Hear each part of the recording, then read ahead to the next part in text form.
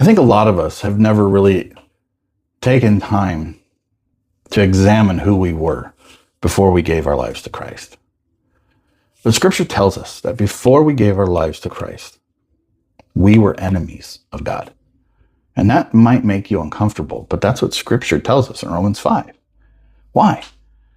Because even though before I gave my life to Christ, I wasn't like consciously living against him, I was also not consciously living for him.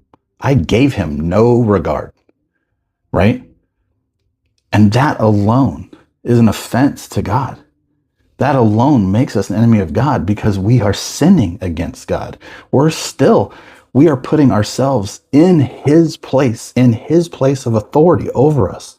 Why? Because before I've given my life to Christ, I lived however I wanted. I didn't care about what his word said. I didn't care about his commands. I did not make him the authority. I made myself the authority over my life, right? And as I've come to understand that we're created in his image, which is another whole thing, it's crazy. But I didn't form myself in the womb, right? I didn't create oxygen that fills my lungs. I don't keep my heart beating. I didn't create water to keep us alive. I was a created thing, living off of created things, paying no attention to the Creator, putting all attention on myself.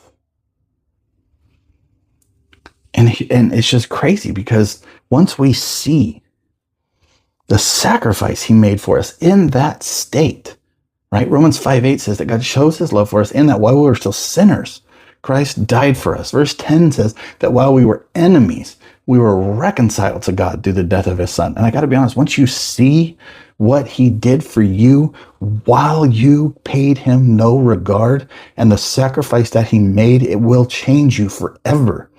And I dare you not to then turn around and pour love onto others that don't deserve it. Because I tell you right now, we do not deserve God's love.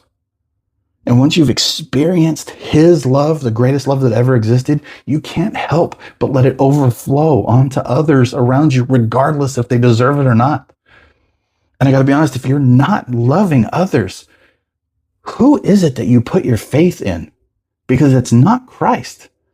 There's no way you can see who you were before Christ, then see that the Almighty and what he did for you, and then walk away completely unchanged, not caring about the very people that he also died for.